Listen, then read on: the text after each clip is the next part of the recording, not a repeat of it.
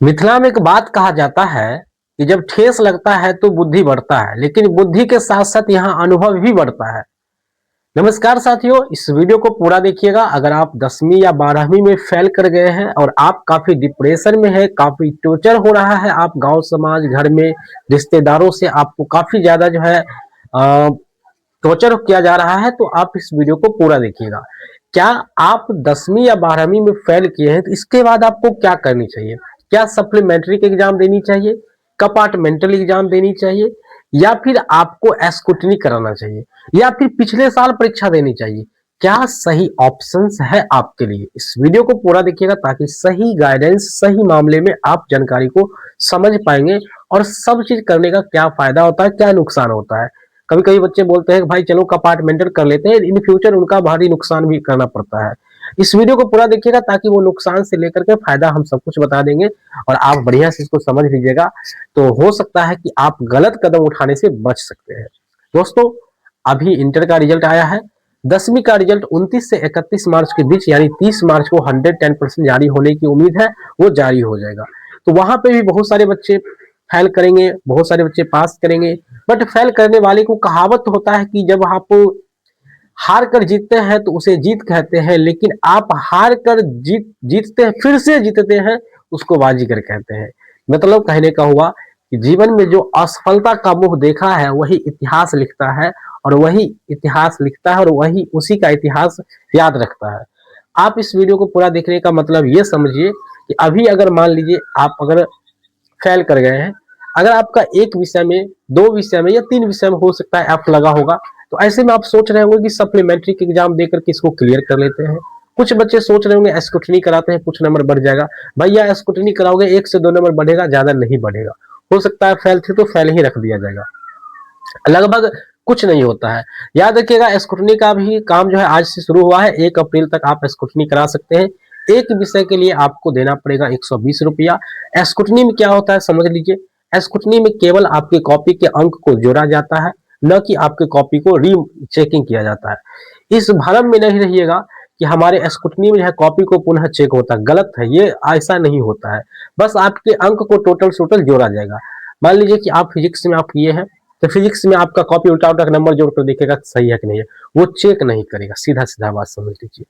दोस्तों, अगर आप कंपार्टमेंटल एग्जाम देते हैं तो इन फ्यूचर इसका नुकसान ये होता है कि अगर आप यहाँ पे फर्स्ट भी कर जाते हैं, वैसे तो फर्स्ट होने नहीं देता है।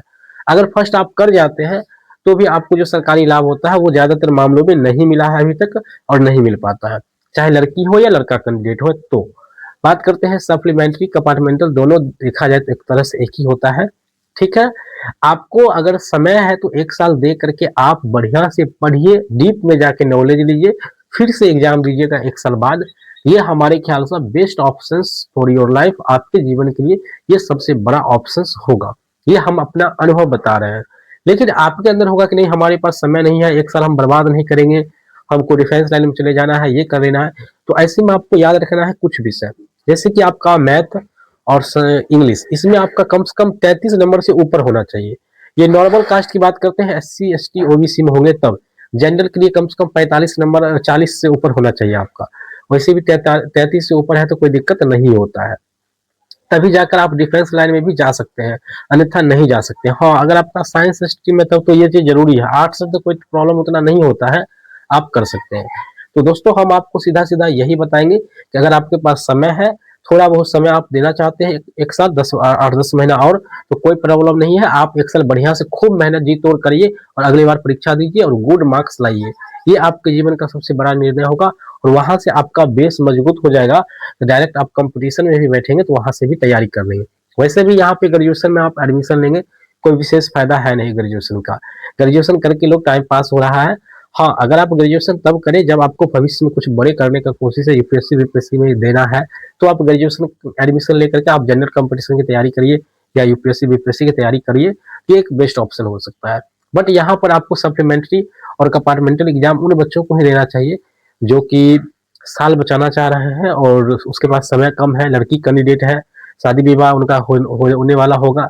ये सब समस्या है, तब जाके आप सप्लीमेंट्री और सप्लीमेंट्री और कंपार्टमेंटल में सप्लीमेंट्री देने का कोशिश कीजिए, कंपार्टमेंटल से बचने की कोशिश कीजिए, क्योंकि आपके मार्कशीट में लिखा जाता है कंपार्टमेंटल, बट सप्लीमेंट्री जो है वो नहीं लिखाता है। और सप्लीमेंट्री भी अब लिखाने लगा है, मार्कशीट आने लगा है तो आ रहा है। ये प्रोसेस है दोस्तों, हमने आपको बता दिए हैं। तो कोई भी कदम उठाइएगा सोच समझ कर उठाइएगा।